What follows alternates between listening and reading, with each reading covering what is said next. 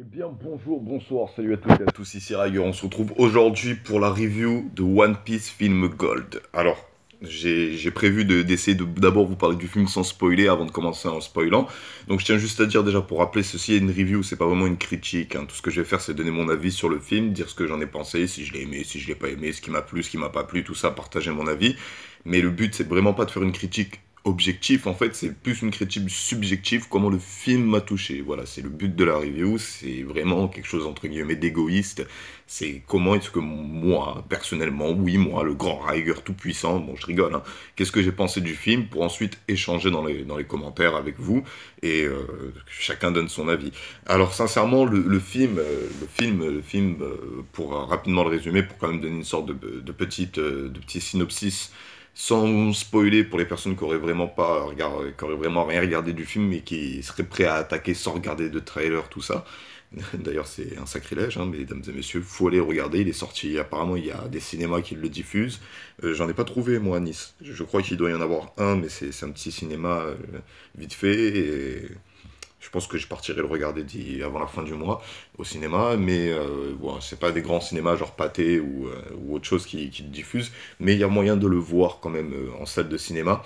Et ensuite sinon, bah, on est sur Internet, hein, vous connaissez toutes les stratégies possibles et imaginables, hein. Faut pas oublier qu'avant qu'ils nous proposent tous les One Piece en VOST TFR au cinéma, ou même juste des films, hein, les tout premiers films qui étaient même pas traduits en français quand l'anime dans- à l'époque où l'anime sortait, voilà, il y a plein d'OAV, plein de trucs qu'on peut retrouver que sur internet, nous pauvres français, triste de nous. Mais bon, sincèrement, bon, il y a des possibilités de le voir là dès aujourd'hui. Ensuite, voilà, pour résumer rapidement, bon, ça se passe dans une sorte de Las Vegas en fait, c'est un grand bateau aussi grand qu'une île où il y a vraiment à l'intérieur toute une ville basée sur le jeu, les jeux d'argent, tout ça. Donc l'équipage va y aller pour gagner le jackpot. Et comme à peu près dans tous les arcs et même dans tous les films, ils vont découvrir entre guillemets le côté obscur de cette île et vont décider de se retourner contre le système et il va y avoir droit à une grande baston, voilà, une grande baston à droite à gauche, une grande bataille entre justement les gérants du casino et l'équipage de Chapeau de Paille. J'ai pas vraiment envie d'en dire plus parce que je pourrais, hein, essayer de vous mettre un avant-goût, de vous parler vraiment du film, de tout ce qui se passe dedans, mais voilà, j'ai vraiment pas envie de spoiler parce que vraiment le film est tout simplement magnifique. Voilà, sincèrement, il est magnifique. Déjà, visuellement, je le trouve très beau. Alors, je dis pas qu'il est plus beau que Film Z, finalement, pas spécialement, mais on va dire qu'il est plus spectaculaire. J'y vais revenir sur ça un peu plus tard. Et sincèrement, le film est magnifique. En plus de ça, il y a toute une petite morale à côté. On est vraiment dans. C'est un bon divertissement. Voilà, ça me fait sourire de dire ça pour une certaine raison, mais en regardant le film, vous comprendrez. Et sincèrement, voilà. En plus de ça, il y a eu une petite. Alors, en plus du hors-série qui était sorti là sur la mine d'argent, il y a une petite OAV appelée Art of Gold. Donc, je vous laisse taper One Piece OAV Art of Gold parce que là, il n'y a aucun autre moyen de le voir qu'en streaming. Et sincèrement, l'air de rien, si vous êtes motivé, voilà, si dimanche après-midi vous n'avez pas envie de sortir, vous n'avez pas envie de vous faire chier, je vous conseille vraiment de d'abord regarder l'OAV Art of Gold pour ensuite regarder le film Gold. Voilà, sincèrement, je me suis fait ça moi avant de regarder le film une deuxième fois. C'est un bon petit combo, franchement, c'est un bon petit combo. Même l'OAV, sincèrement, est très bien. Et le méchant qu'ils affrontent ont volé une de mes idées de fruits du démon. Bon, je suis pas dégoûté, hein, parce que par rapport à ma vidéo hors série qui était sortie un peu plus tôt, où comme quoi je parlais que les hors séries devraient peut-être plus essayer de rajouter des personnages mythiques hors série que de faire des choses, essayer d'être originaux, entre guillemets, bah ça a été le cas, ils ont piqué un de mes fruits du démon, mais sincèrement, l'OAV, quand je suis passé outre ça, l'OAV, sincèrement, était putain de bien. Et j'ai trouvé même les combats à la fin épiques épique. Ce qui est un peu rare pour. Je trouve, attendez, hein, j'y développerai l'idée. Mais ce qui est tout, je veux dire, même les combats de Zoro et Sanji, on va dire typiques de tous les films One Piece, parce que c'est toujours Luffy, Zoro, Sanji en général qui se battent. Bah, la plupart du temps, dans les films, Sanji, je trouve qu'il est un peu moins, il a des combats un peu moins stylés. On dirait plus qu'il est là pour dire bon lui aussi il se bat les gars, mais là sincèrement non, j'ai trouvé le final du film excellent, du film de l'OAV excellent, et voilà, donc je vous conseille vraiment de regarder Art of Gold pour ensuite aller regarder le film of Gold. Voilà, donc pour que dire de plus, bah, le film fait réfléchir, en plus d'être spectaculaire visuellement, il fait réfléchir, je trouve, sur notre société, en fait. C'est con, hein. Je suis pas, je vous mens pas, hein. Il y a les élections, tout ça, tatati tatata, je suis complètement hors sujet avec tout ça. Voilà, je défends l'idée que je ne m'intéresse pas à ça parce que je n'ai pas le sentiment de vraiment changer quelque chose dans mon pays, mais on n'est pas là pour parler de ça. Mais le film fait vraiment réfléchir, en plus d'être un bon divertissement, d'être sympa à regarder, d'être drôle, d'avoir des petites scènes vraiment qui vont vous laisser, si vous aimez vraiment One Piece, qui vont vous tuer parce que c'est juste excellent. À noter que c'est pas Oda lui-même hein, qui, on va dire, gère le film, qui est réalisateur, c'est quelqu'un d'autre. Et je suis un peu dégoûté de ne pas avoir vérifié son nom parce que c'est Miyamoto, un truc du genre, Miyamoto, je crois. Mais j'ai pas envie de décorcher son nom, donc je vais pas m'avancer. Et Oda, en fait, c'est, comment dire, il dirige le projet. C'est une sorte de chef de projet plutôt. Donc c'est plutôt le gars qui va dire, bon, là, vous faites comme ça. Ensuite, l'autre va dire, ok, tu veux qu'on fasse ça. Donc, je vais aller voir l'équipe et on va faire ça ensemble. Voilà, c'est-à-dire que je trouve c'est le même combo que lors du film Z en fait, et ça fait que du coup, sincèrement, le résultat est présent, et en plus de ça, le film, l'air de rien, se démarque en fait de ses deux véritables prédécesseurs, c'est-à-dire Strong World et le film Z. Voilà, il a quand même des caractéristiques qu'on peut retrouver dans ces films-là, qui vont être bah, le méchant, le méchant qui, comment dire, le méchant, alors par rapport au film Z, voilà, qui est le méchant, c'est un méchant pour certaines raisons, et par rapport à Strong World, je trouve que c'est dans le côté exploration, dans le côté aussi un peu comique, qu'on avait plus dans Strong World que dans film Z. Bah, je trouve que film God, c'est un petit mélange des deux, mais voilà, on reviendra sur tous ces points un peu plus précisément plus tard. Donc voilà, là l'intro va arriver, et je vous préviens, ça va spoiler, peut-être. Hein. Mon but, c'est vraiment pas de raconter le film. Hein. Voilà, le film, je compte sur le fait que vous l'aviez vu, et que vous voulez juste entendre des avis. Voilà, bah sur ce, c'est parti.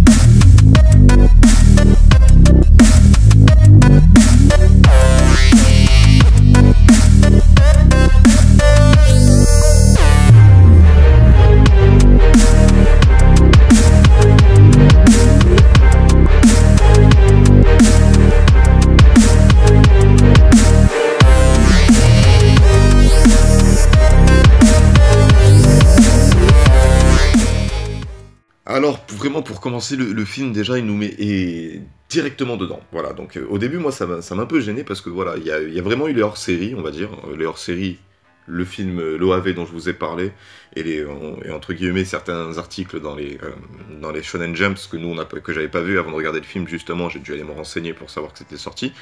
Le film commence directement, c'est le film, voilà, il n'y a pas de pourquoi est-ce que l'équipage va sur cette île, tout ça, c'est-à-dire que si jamais, voilà, quelqu'un, bah, je sais pas moi, un français, voilà, on va prendre le français classique qui regarde One Piece à la télé, qui achète les mangas et les DVD parce que il est trop gentil, il regarde pas le streaming, voilà, hein, il fait pas attention, il regarde pas les articles, même si à mon avis ça n'existe pas, hein.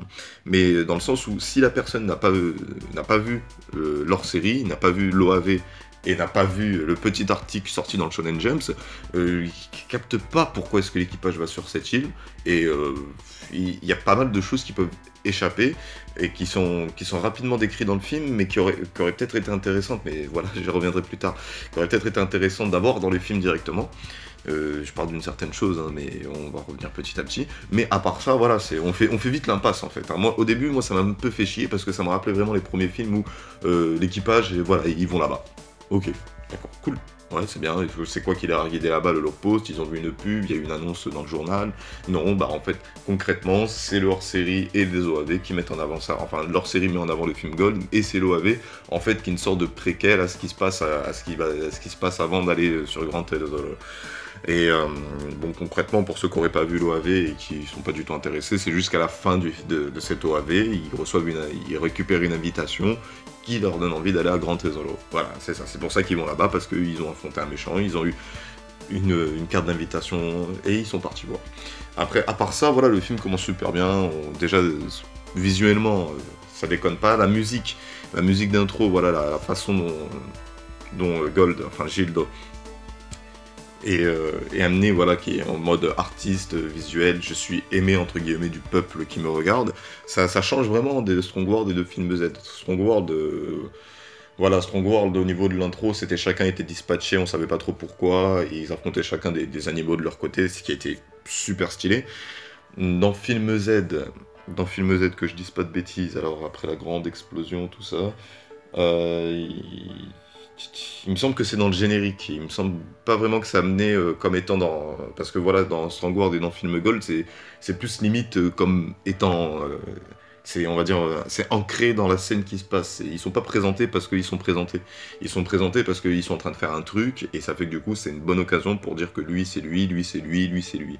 Entre guillemets, nous, en tant que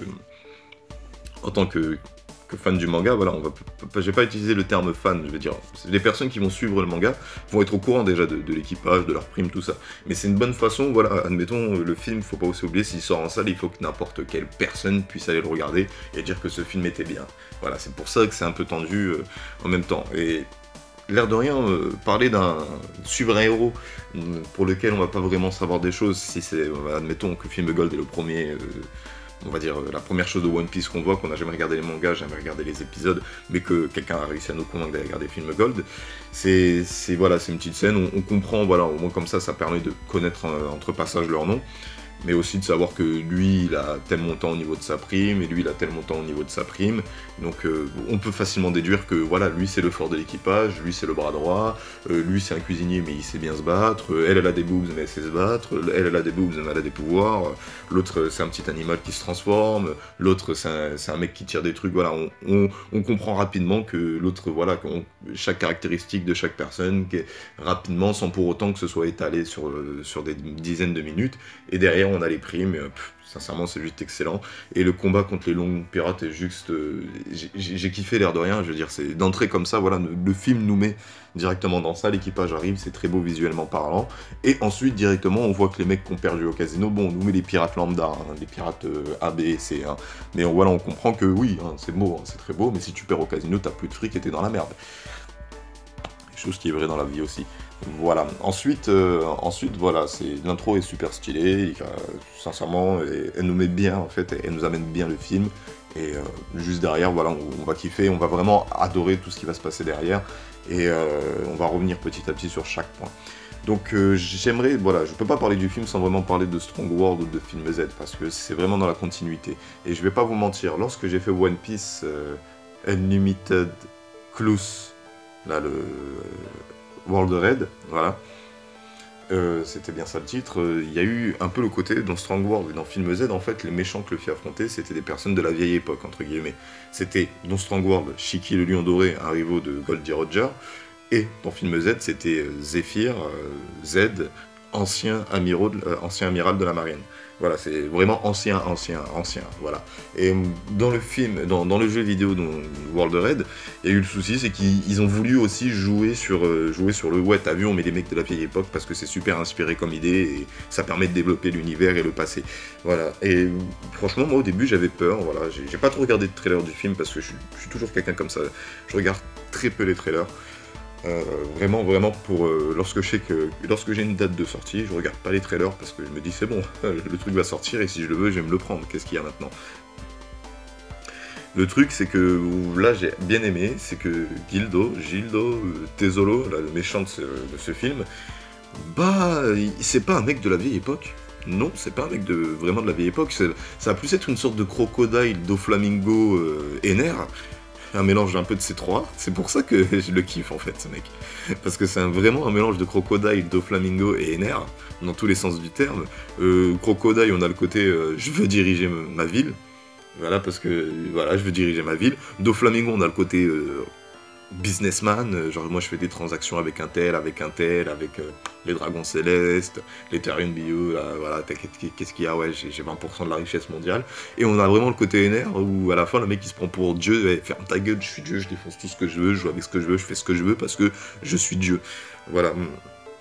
Et en passant même à travers ce mélange, bah, le simple fait que le mec fasse pas partie de la génération, on va dire de la génération de Shiki et de Zephyr, bah c'est kiffant. C'est kiffant parce que franchement j'ai eu peur qu'on commence que les films dans ce genre-là, ça nous sorte, je sais pas moi, un ancien chasseur de primes qui cherchait Goldie Roger pour capturer le roi des... Voilà, j'ai eu peur que ça nous sorte vraiment que des personnages genre de la vieille génération, parce que dans le Songward ça a plu, dans Film Z ça a plu, dans World the Raid, sincèrement moi ça commence à me saouler parce que voilà, on dit jamais 203, c'est vrai, mais au moins le jamais 203 c'était dans un jeu vidéo, et... Ouais, en plus l'autre c'était un rivaux de Barbe Blanche, hein, il me semble, hein. C'était pas de Goldie Roger, mais c'était vraiment une sorte de Shiki version vampire, hein. Et là dans le film God, voilà, Gildo, il est, enfin je vais l'appeler Tesolo. Tesolo, au début je voulais l'appeler Trésor, parce que il me semblait limite que c'était ça, que c'était juste une contraction de la façon de le dire japonais, mais... Tesolo est un personne plus de la génération Doflamingo Crocodile Enerre qu'un vieil ennemi. Et sincèrement, ça rafraîchit un peu, et ça donne une autre couleur, on va dire, au film, dans le sens où le film, voilà, a sa propre couleur, parce que je dis que le film est spectaculaire. Moi, je le trouve vraiment plus spectaculaire que ses prédécesseurs. Le film a vraiment pour but, voilà, de nous mettre des belles couleurs, des belles scènes, tout ça. Mais ça veut pas dire que dans Strong World ou dans Film Z, il n'y avait pas eu ce genre de scène. Je trouve juste que les deux précédents films jouaient sur autre chose.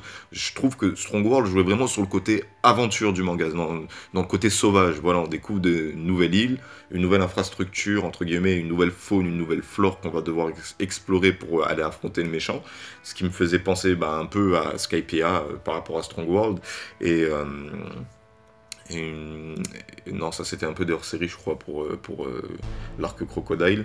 Mais c'était vraiment, ça me faisait vraiment penser vraiment à ce côté-là du manga, ce côté exploration. Ensuite, le film Z, c'était un peu plus narratif. Voilà, il parlait vraiment plus dans le film du passé du personnage, de Zephyr. Comment est-ce que Zephyr s'est changé en Z? Comment est-ce qu'il a créé la Néomarine? Pourquoi? Qu'est-ce qui lui est arrivé? Quelles sont les raisons?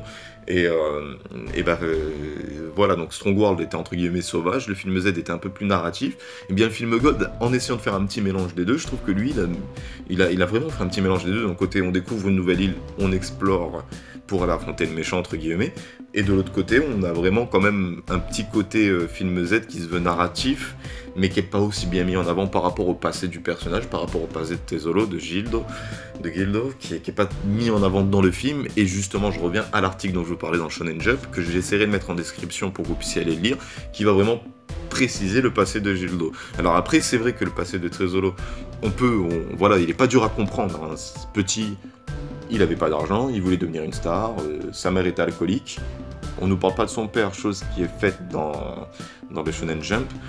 Il a donc fait des business avec des mecs chelous, ça lui a tiré des problèmes, il a découvert une fille esclave, il a donc décidé, voilà, de l'acheter parce qu'il est tombé amoureux, donc il a commencé à gagner sa vie comme un gentil garçon. Malheureusement, un dragon céleste a acheté comment il l'appelait, Stella. Il a acheté Stella, donc du coup, le mec il a pété un câble, il a... Apparemment, alors dans le film, c'est pas mis en avant, hein, dans le film on le voit juste être maîtrisé à terre, mais en fait, apparemment, il a frappé le dragon céleste dans l'article du Shonen Jump, chose donc du coup il s'est fait capturer, lui aussi est devenu un esclave, il a été marqué, ensuite il a été libéré grâce à Tigerfish, hein, pour ceux qui, si vous connaissez le manga, c'est grâce à Tigerfish, aux actions de Tigerfish qu'il a été libéré. Ça fait que du coup, juste après il a trouvé un peu le fruit du démon, un peu à la Hancock, tout ça, donc en fait c'est là où Doflamingo, on apprend qu'il a eu un passé avec lui. En fait, Doflamingo allait vendre ce fruit, mais pas vraiment. Donc Tesoro a engagé des gens pour aller le récupérer, puis il l'a mangé. Et ensuite, derrière, au lieu d'affronter Doflamingo, il a commencé à faire du business à droite à gauche pour ramasser tout son argent, et blablabla, Tesoro. C'est ça son histoire. Voilà comment est-ce qu'il est devenu Gildo Tesoro, le roi du casino, le monstre. Voilà, et vraiment, je compte revenir sur ça vraiment à la fin de cette review. Voilà, donc ensuite, voilà, le film se veut vraiment claque visuel, et il y a vraiment, voilà, moi je trouve que c'est vraiment la course qui va un peu miser sur ça, parce que la course, voilà, elle a pas trop de raison, on est dans un casino, Paris de course, voilà, il participe. Moi j'ai trouvé super sympathique la course, donc voilà, je dis pas qu'elle a été mauvaise, mais voilà, ça fait que du coup, voilà, c'était vraiment pour le plaisir des yeux, voilà, il y a vraiment eu le film, je trouve qu'il a vraiment joué sur ça, c'est vraiment spectaculaire, voilà, je trouve vraiment que le mot du film Gold, c'est vraiment spectaculaire pour vraiment le comparer aux autres films. Strong World était sauvage, Film Z était narratif, entre guillemets, et Film Gold était spectaculaire. Voilà. Bon, ensuite, voilà, petit clin d'œil. Alors, le film a fait l'apparition de quelques personnages. Donc on a Pandaman dès le début qui se bat dans une cage contre quelqu'un d'autre. On a le mec des nouilles, dont j'arrive jamais à me souvenir de ses noms, celui que Sanji affronte dans le train, là, qui peut faire des nouilles avec son nez, bah, qui demande une meuf en mariage dans la grande roue.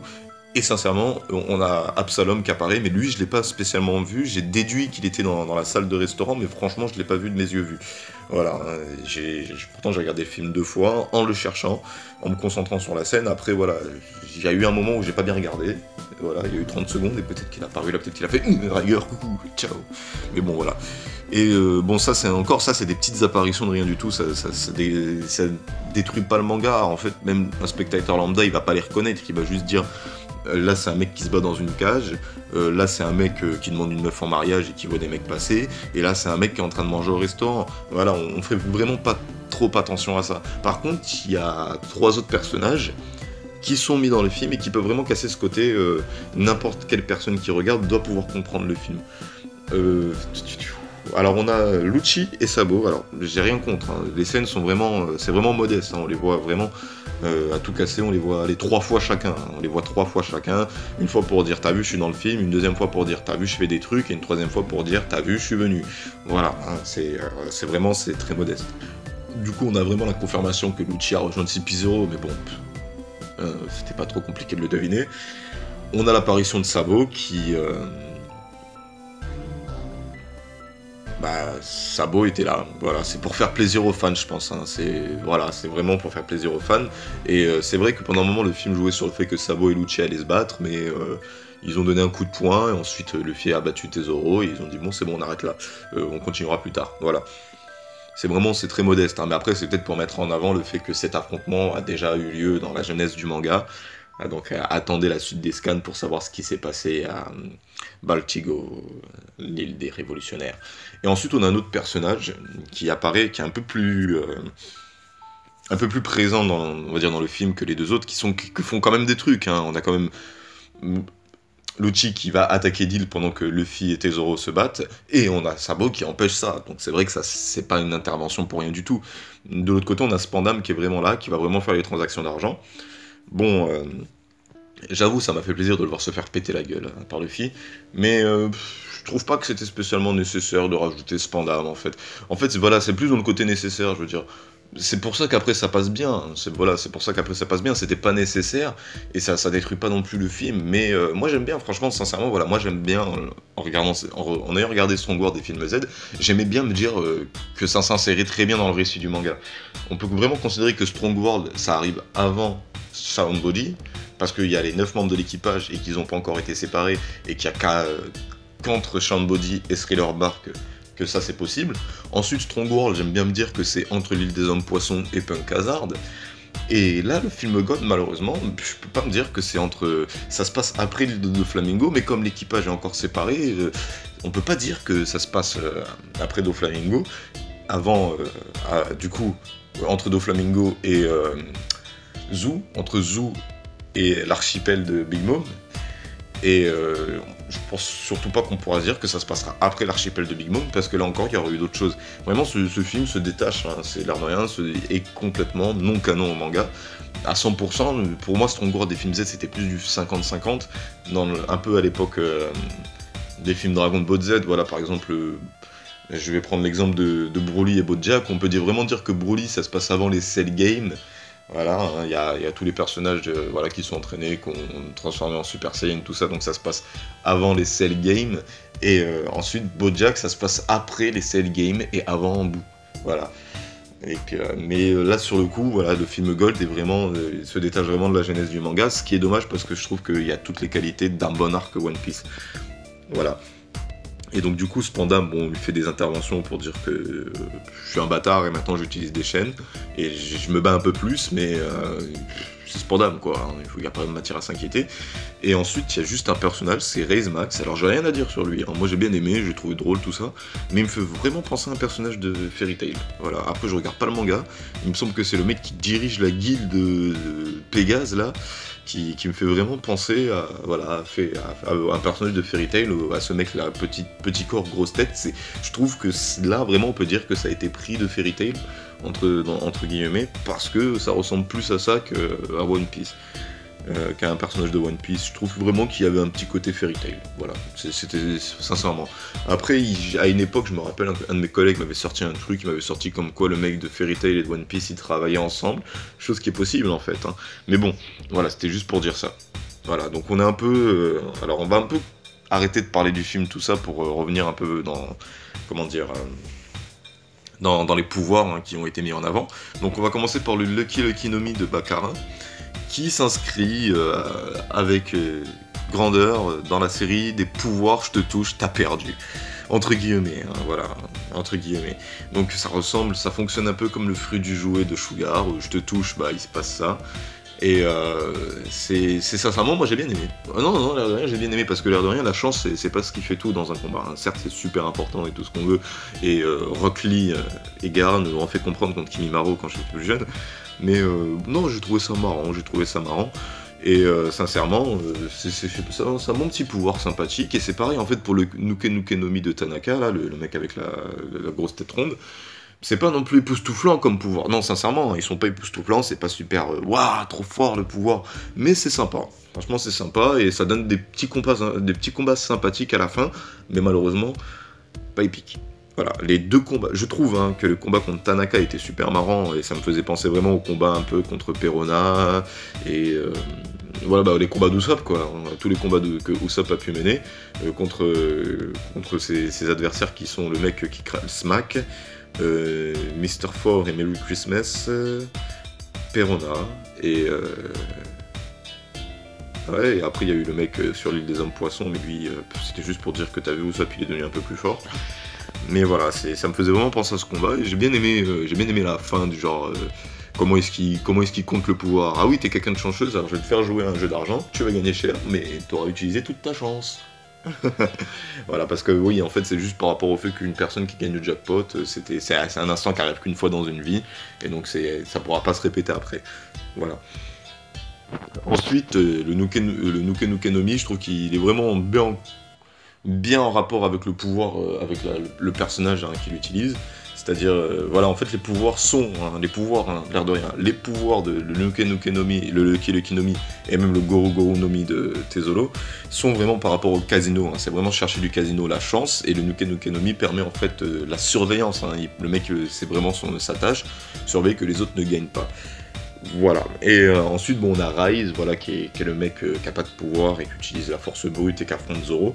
Voilà, alors les finales, voilà, c'est-à-dire que les combats en dehors du combat Luffy et Zoro, je les ai pas trouvés spécialement épiques, voilà, l'air de rien. Le combat contre Baccarat était drôle, donc là il n'y a rien à dire, ça s'inscrivait pas dans les séries épiques, mais je trouve vraiment que Sanji, son adversaire, le combat c'était vraiment, je sais pas, je les ai pas spécialement aimés. Celui de Zoro était beaucoup mieux hein, que celui de Sanji, entre guillemets, et je trouve ça un peu dommage, parce que justement dans l'OAV dont je vous parle, je trouvais que les combats de Zoro et les combats de Sanji étaient limite à un pied d'égalité. Voilà, il était limite à un pied d'égalité, mais un petit plus pour Zoro, parce que l'air de rien, Zoro, que je le veuille ou non, que je le préfère moins que Sanji, ses combats sont beaucoup... Que je le veuille ou non, les combats de Zoro sont, entre guillemets, beaucoup plus classe que ceux de Sanji. En général, voilà, Zoro va affronter les personnages, on va dire, badass, méchants, et Sanji va affronter un peu les rigolards sympathiques, mais forts quand même. Voilà. Qui sont en fait un peu comme eux. Hein. C'est un peu comme eux, voilà. Ce Zoro, c'est le personnage badass, et Sanji, c'est le mec rigolard sympathique, mais qui pète des gueules, normalement. Ouais, parce que là, ces derniers temps, il se fait péter plutôt la mâchoire à droite à gauche. Voilà, donc je les ai pas trouvés époustouflants, mais entre guillemets, on pouvait s'y attendre, c'est un film après tout, et c'est vraiment le combat de Luffy et Tezoro qui se veut magistral. Voilà, donc ensuite on va parler du Goru Goru no Mi de Tezoro, donc qui a un pouvoir en fait, voilà, bah over-cheaté de la mort de fou, voilà. C'est vraiment le personnage, il a vraiment créé un système dans une ville où s'il n'était pas trop confiant, il aurait pu niquer l'équipage. Ce qui arrive à chaque fois, hein, ce qui arrive avec Crocodile, ce qui arrive avec Ener, ce qui arrive avec Doflamingo. Il sous-estime Luffy et par conséquence, Luffy arrive à retourner la situation en sa faveur. Mais là, le Goru Goru no Mi, franchement, non, ça rafraîchit. Et c'est pour ça que le personnage le kiffe, parce que en plus d'avoir vraiment un passé intéressant, d'avoir un comportement intéressant, d'être un méchant intéressant, il a un putain de pouvoir intéressant. Voilà, et ça fait tout, ça fait le personnage, ça fait vraiment le personnage. Son rapport avec l'or, lorsque on suit ses flashbacks, tout ça fait le personnage.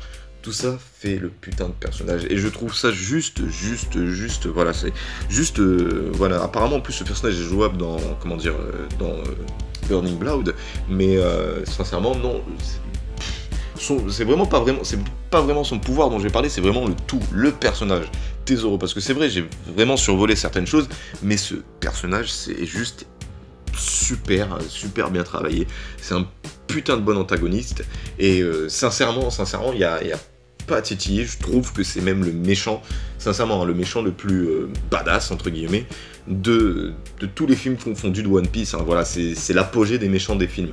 Je dis pas que Zephyr n'avait pas vraiment son style, parce qu'il jouait vraiment plus sur un côté classe, et je me bats pas pour rien, je me bats pour des raisons, pour changer le monde, parce que la marine m'a déçu, et qu'elle ne fait rien pour changer ce monde, alors j'ai décidé d'agir dans mon coin. On a Shiki qui était vraiment je veux devenir le plus fort parce que à l'époque j'étais juste en dessous de Gold Roger et maintenant j'ai envie de dépasser Gold Roger. Mais là vraiment on a affaire à un méchant qu'on a pris plein la gueule. Hein. Parce que l'air de rien, Tesoro est pas devenu méchant du style vas-y viens je me fais des thunes frère. Non en fait il y a vraiment un peu une histoire classique mais qui arrive. Tesoro est devenu méchant à cause du système dans lequel il a vécu. Ce même système qui va ensuite l'arrêter. C'est putain, ça fait réfléchir. Non, sincèrement, ça fait putain de réfléchir. Parce que le mec est... Voilà, je vous ai déjà raconté son passé. Mais s'il est devenu méchant, c'est à cause du système qui va ensuite chercher à dominer. Mais voilà, il est devenu criminel à cause du système qui va lui...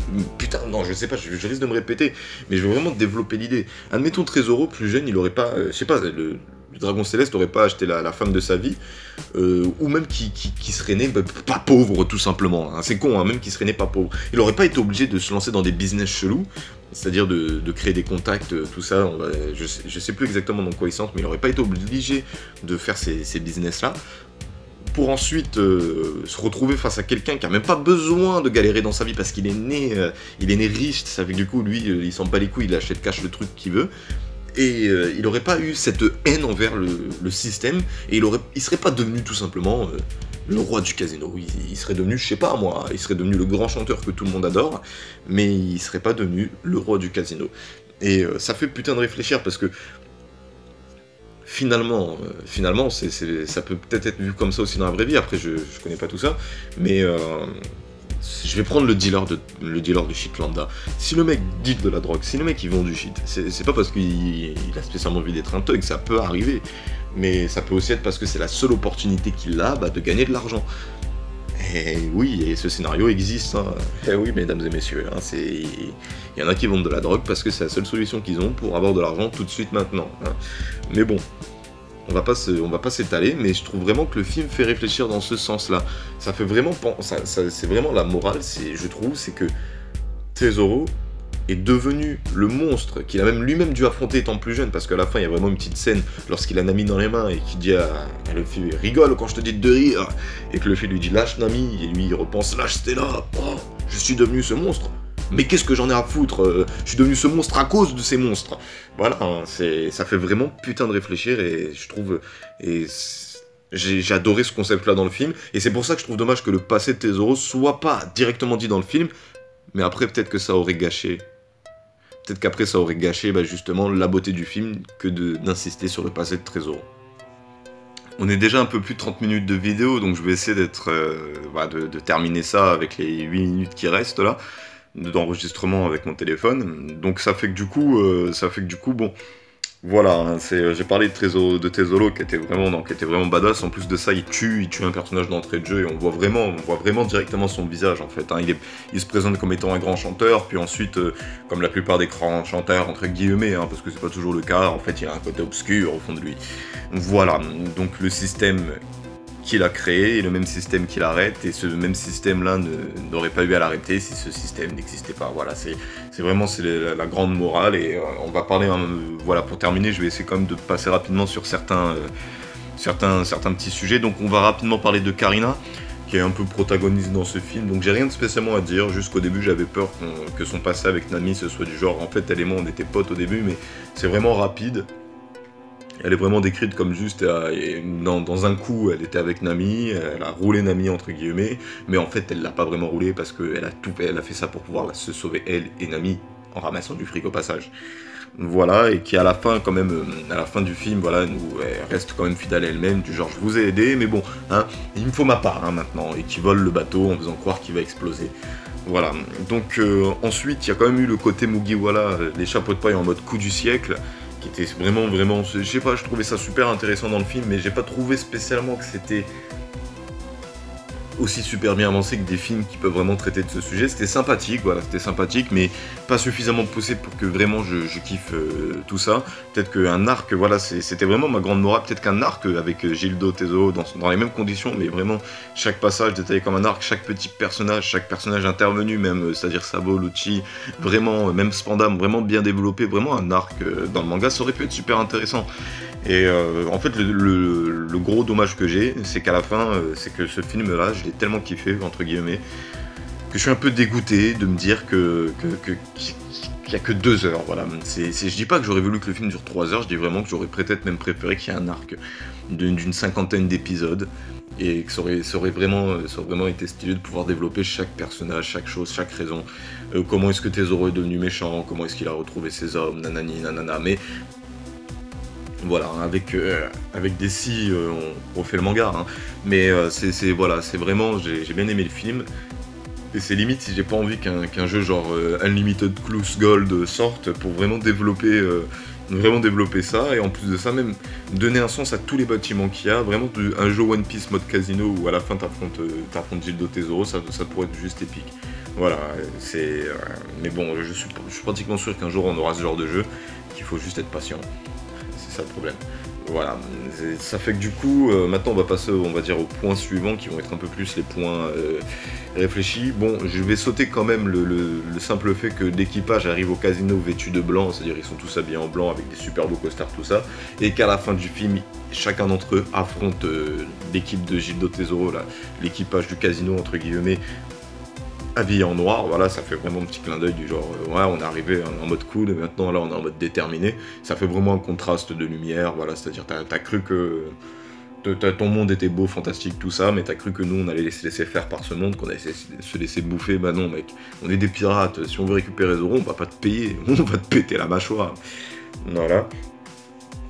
Et on va vraiment parler, voilà. Alors déjà de 1, le casino est toujours gagnant. Bon, c'est pas dit clairement dans le film, mais voilà, il y a quand même un peu cette morale qui arrive, cette petite morale qui arrive lorsque Gildo parie avec Luffy et qu'il triche pour parier. C'est un peu comme ça de toute façon. Je vais prendre le Blackjack comme exemple. Voilà, je prends le Blackjack comme exemple pour rapidement détailler ça. Le Blackjack, vous savez, c'est le jeu de cartes où il faut piocher les cartes, où il faut faire 21, auquel Robin gagne apparemment. Bah, au Blackjack, il y a une façon de gagner qui s'appelle le comptage de cartes. Mais concrètement, le comptage de cartes est interdit, hein. T'as pas le droit de le faire en casino, hein. Mais par contre, qu'on le veuille ou non, ça reste une technique, on va dire, normale, ça reste une technique pour jouer au blackjack. C'est pas comme si le mec trichait vraiment en soi, ou il falsifiait les cartes, une bêtise comme ça. Non, le mec utilise son cerveau et une technique, on va dire, de calcul, pour définir si la carte qu'il va piocher, pour augmenter les probabilités qu'il a de gagner. Et c'est normal, c'est comme si je te disais qu'au foot, t'as pas le droit de mettre Messi en attaque sur FIFA. Il y a rien qui t'interdit de le faire. Messi, c'est un joueur comme un autre. C'est juste qu'il est plus fort en attaque, entre guillemets. C'est un bon joueur, un super bon joueur. Mais on n'est plus dans les cours d'école, les gars. Mais bon, le casino est toujours gagnant dans ce sens. Et voilà, Gildo le montre bien en arrivant, en pariant, en faisant genre, allez viens, on parie ensemble, t'inquiète, ça va bien se passer. Oh, mais tu sais, je suis tellement riche que si on fait un petit pari, ça m'intéresse pas. Voilà, il y a vraiment ce petit côté, comme quoi le casino est toujours gagnant. Voilà, mais la plus grande morale qu'il y a dans ce film, c'est vraiment le concept que l'argent condamne, et que dans l'agonie, l'argent n'a plus de valeur. Voilà, c'est vraiment ça. Parce que, quand même, on peut voir, en fait, le premier visage qu'on voit, en fait, de ce film, c'est « Viens, on va pour se faire des sous, on devient riche, tout ça ». Mais très vite, voilà, attisé par l'argent, très vite, l'argent, on se rend compte que ça condamne. Que ce soit simplement les personnes qui travaillent pour Gildo, qui ont perdu tout leur argent et du coup qui doivent payer leurs dettes en travaillant pour Tesoro, ou que ce soit Tesoro lui-même, qui, à cause de l'argent qu'il n'a pas eu quand il était petit, et du coup qui est empêché de faire ce qu'il voulait, entre guillemets, c'est-à-dire de vivre une bonne vie, et en plus d'acheter Stella et de vivre une vie heureuse. On a vraiment le concept comme quoi l'argent, si t'en veux trop, voilà, si t'es attisé par ça, tu vas te perdre dans tout ça, mais concrètement, si t'en as pas, t'es dans la merde, mec. Tu vois, et il y a vraiment, et c'est pour ça que je disais au début que je trouve que le film c'est un peu une sorte de critique de notre système, comme quoi l'argent très vite perd de sa valeur finalement lorsqu'on se retrouve dans des situations critiques, qu'on se retrouve par exemple, on est mort de faim, comme pour les prisonniers de la prison dorée, qui n'ont pas d'eau, qui n'ont pas de bouffe, tout ça, qui sont prêts à donner tout l'or qu'ils ont réussi à amasser, pas pour juste avoir un verre d'eau, et de l'autre côté, si tu te laisses trop contrôler par ton avidité, par ton avarice, si c'est vraiment ça qui te pousse à avancer dans la vie, tu finis par te perdre et par devenir le monstre qui t'a plus jeune mis dans des situations, dans de mauvaises situations. Je sais pas comment vraiment développer plus ça, mais on a vraiment cette petite morale dans le film qui dit ok, l'argent, bien sûr t'en as besoin pour vivre, bien sûr qu'il t'en faut, c'est le système qui est comme ça, t'as besoin de cet argent pour aller t'acheter à manger, pour sortir voir tes collègues, aller faire un petit ciné au calme, pour aller regarder One Piece Film Gold, pour t'acheter ton dernier tome, pour t'acheter ton DVD, ou même simplement pour payer ton loyer, tes factures d'électricité, ton eau, t'acheter un ordinateur capable de faire du montage, t'acheter une caméra pour faire des belles vidéos, voilà, il y a vraiment tout ça, mais de l'autre côté, faut pas que ce soit non plus un but en soi ultime, faut que ce soit plus limite une conséquence, mais après voilà, c'est le système dans lequel on vit est bien ancré, hein, et c'est pas demain avec un film One Piece que tu pourras dire aux gens arrêtez de vouloir trop d'argent,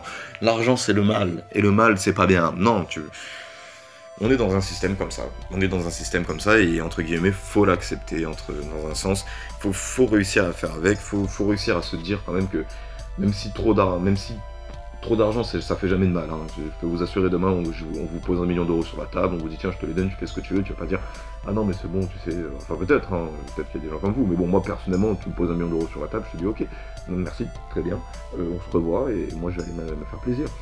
Voilà, on est dans un système comme ça. On est dans un système comme ça. Certes, il y a des valeurs qui ont disparu et tout, mais on est dans un système comme ça, et il a mis du temps pour se mettre en place. Hein, ce système, c'est pas apparu du jour au lendemain. Il y a eu des générations, il y a eu des siècles et des millénaires de façonnage de ce système, les transactions d'argent, tout ça, et c'est pas demain que ce système va s'arrêter. Mais par contre, dans le même angle de tir, on va dire, il y a le film a quand même la petite morale du genre, oui, c'est vrai, c'est pas qu'en claquant des doigts que le système va s'arrêter, que c'est bon, l'argent, le divertissement et tout ça, mais on veut vraiment, je vais essayer de synthétiser, il y a tellement de choses à dire, l'air de rien, hein.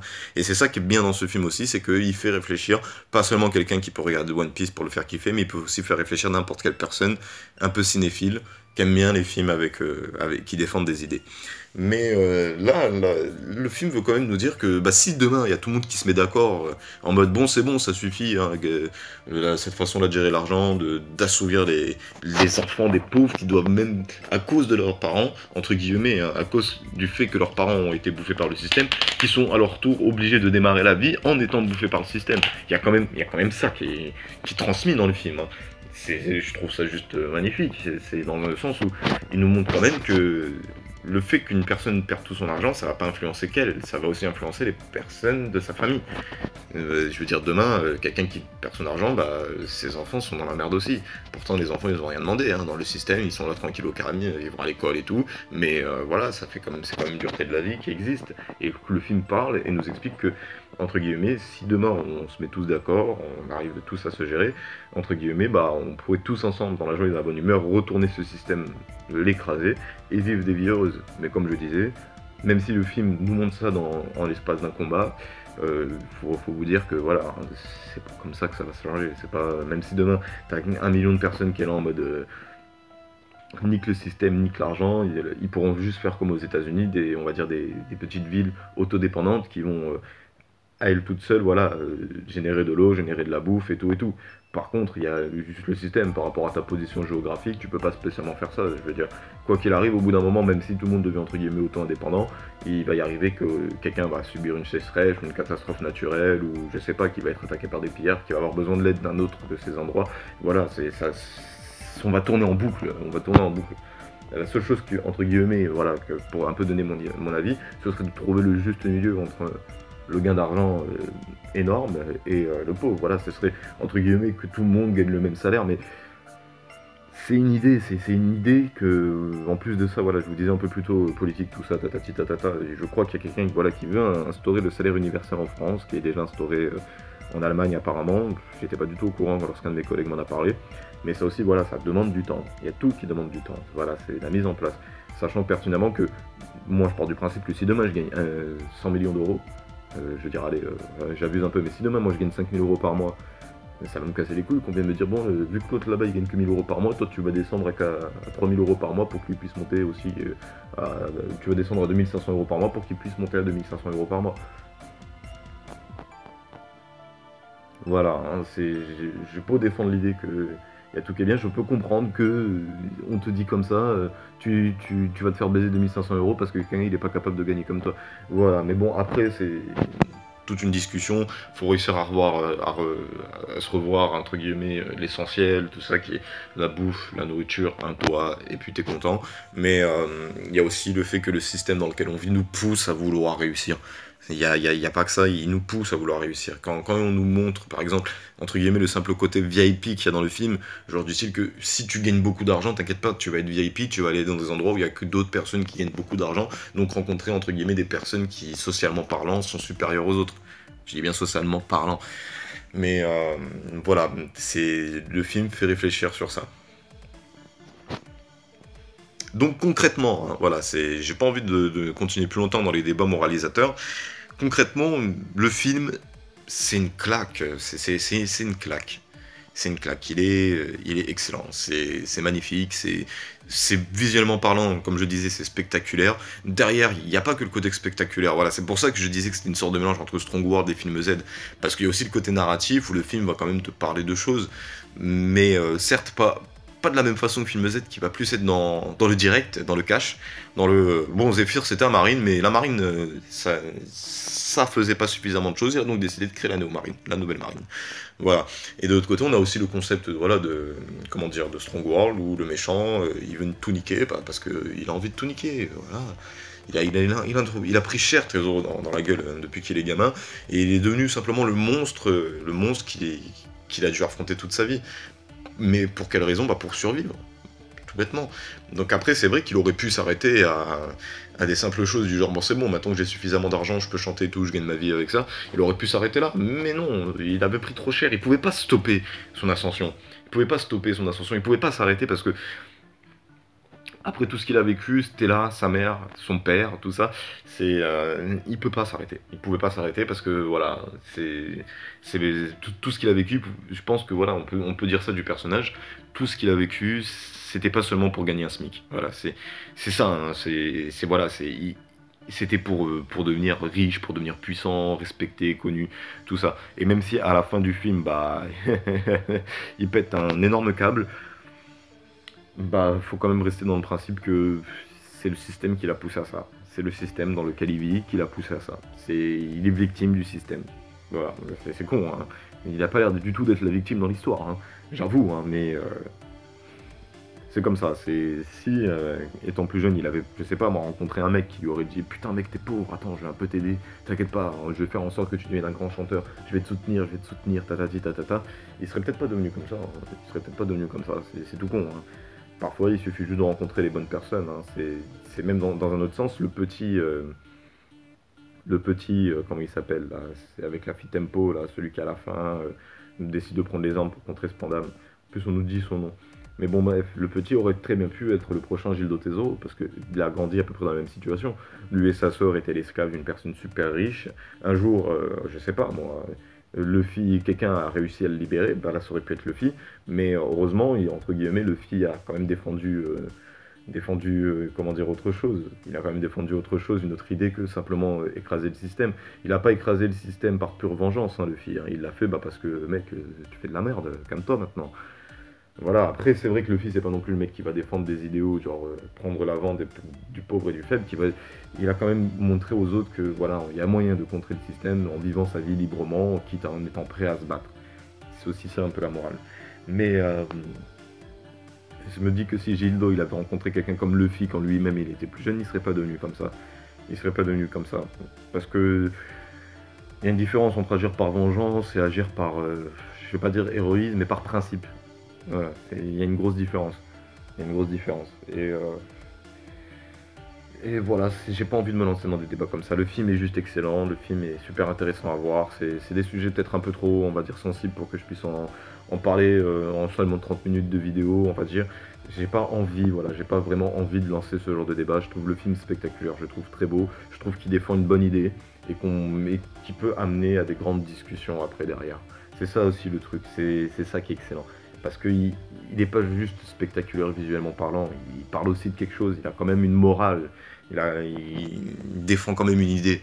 Voilà. Et c'est pour ça que ce film, c'est un film One Piece excellent, et que ça fait un bon film quand même à regarder, même si on n'est pas spécialement fan de One Piece, parce que voilà, le film est divertissant, défend une idée, est moralisateur. Et c'est pour ça que je pouvais trouver dommage que certains points, en fait, dans le film soient présents, comme des personnages canons dans l'histoire autres que l'équipage, qui vont un peu quand même entre guillemets, décrédibiliser le film dans un sens oui et non. Pour un fan de One Piece, c'est bien, mais pour quelqu'un qui connaît pas, il va se dire c'est qui le mec blond là, c'est qui le mec qui arrive avec. Même si c'est facile de comprendre hein, que l'autre c'est un révolutionnaire, mais c'est quoi un révolutionnaire concrètement? Voilà, c'est ça le truc. Pourquoi est-ce qu'ils sont là? Et de l'autre côté, oui, bon, le CP0, le CP Aegis 0, qui est présent parce que voilà, c'est sa mission, c'est des missions top secrètes et tout, et que personne doit savoir que le gouvernement et Gildo sont ensemble peut-être, hein, mais bon, ça n'a pas l'air d'être étonnant. Mais bon, voilà. Sur ce, voilà, que vous soyez fan de One Piece ou pas, voilà, je peux que vous encourager à regarder le film, et je suis en train de me rendre compte que j'ai pas spécialement parlé de tous les points, voilà, je trouve que même après ce petit côté spoil un peu, voilà, j'ai parlé du moment du film, hein. Voilà, j'ai parlé de moment du film, mais j'ai pas trop poussé. Je pense que vous pouvez, même si vous êtes dit, vous êtes fait les thugs, moi avant de regarder le film, je veux savoir ce que les mecs en disent après, nanani nanana, bah, je pense que voilà, il y a matière à faire. Après, voilà, moi je suis fan aussi du manga, donc c'est vraiment pas objectif hein, comme critique, hein, c'est pour ça que ça s'appelle une review, parce que c'est ça. C'est subjectif, voilà, c'est comment moi ça m'a touché. Et après, ça peut toucher toute personne différente, hein. Admettons, même demain, quelqu'un qui regarde One Piece depuis le début, allez savoir, peut-être qu'il y en a un qui n'a pas du tout aimé le film. Mais voilà. Sur ce, c'était Riger, je vais m'arrêter ici. Je vais vous souhaiter bonne journée, bonne soirée, bon après-midi, bon verre d'eau, bon jet de douche, et vous dire à la prochaine pour une prochaine vidéo.